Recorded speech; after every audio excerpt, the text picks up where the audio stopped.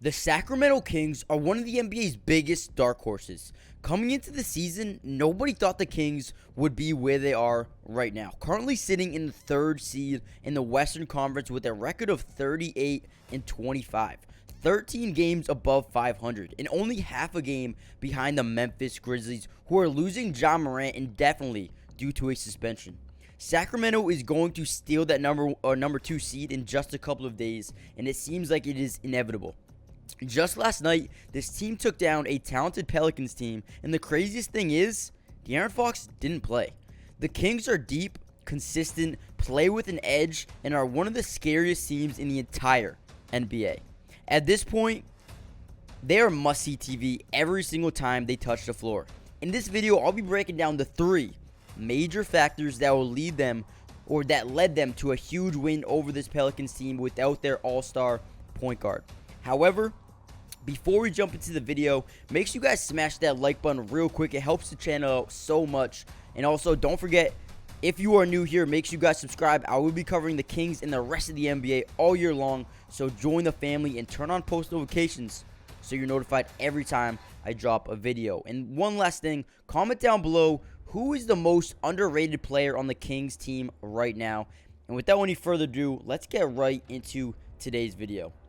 The Kings are currently 6-1 in their last 6 or 7 games, beating teams like the Clippers twice, the Thunder twice. I think they beat the Mavericks twice, and now just recently beat the Pelicans.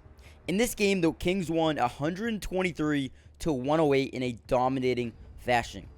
Now, our first major factor leading to this dominant win was Domantas Sabonis.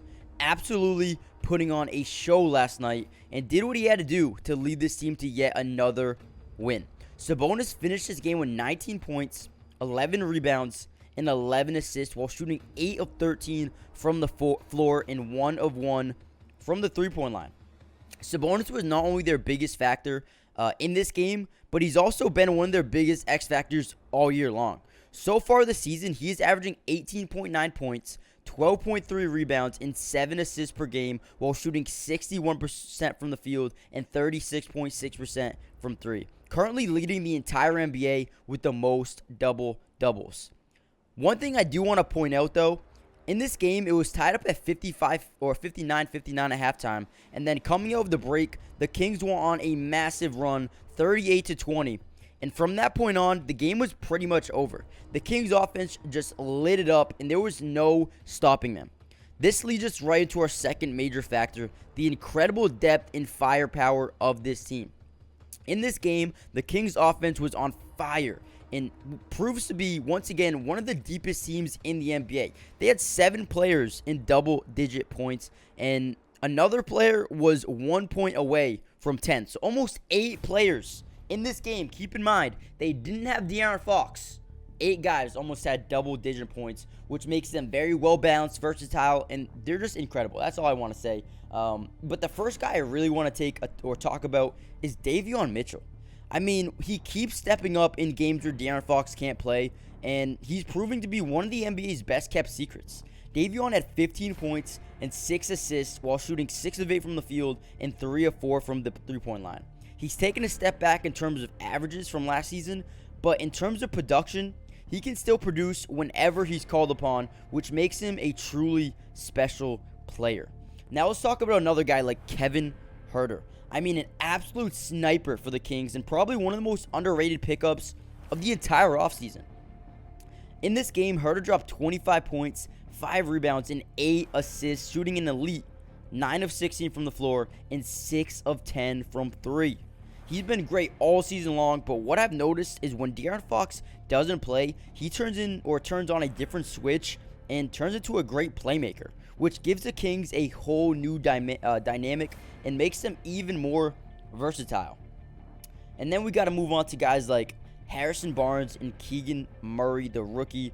They've also played very good this year, but today, or last night specifically, they had a couple of good games. Harrison Barnes ended with 14 points, 3 rebounds, and 3 assists, while Keegan Murray finished with 13 points, 3 rebounds, and 2 assists, combining for 27, 6, and 5. So, listen, Obviously, didn't have the greatest nights, weren't the flashiest games in the world, but they did what they needed to do to come out here and support their team for another victory. And that's what makes this team so special. Just a couple of nights ago, Harrison Barnes put up like 29 points, and then you have a game where Kevin Huerter could be the leading scorer, then De'Aaron Fox can be a leading scorer, Sabonis can be a leading scorer. I mean, listen, this team is so versatile and so deep. They can have 4 guys be the leading scorer on, any given night. So that's why this is what makes the team so special. And then from there, you talk about the 3 bench players who played extremely well and helped lead this team while the starters got some rest. Malik Monk,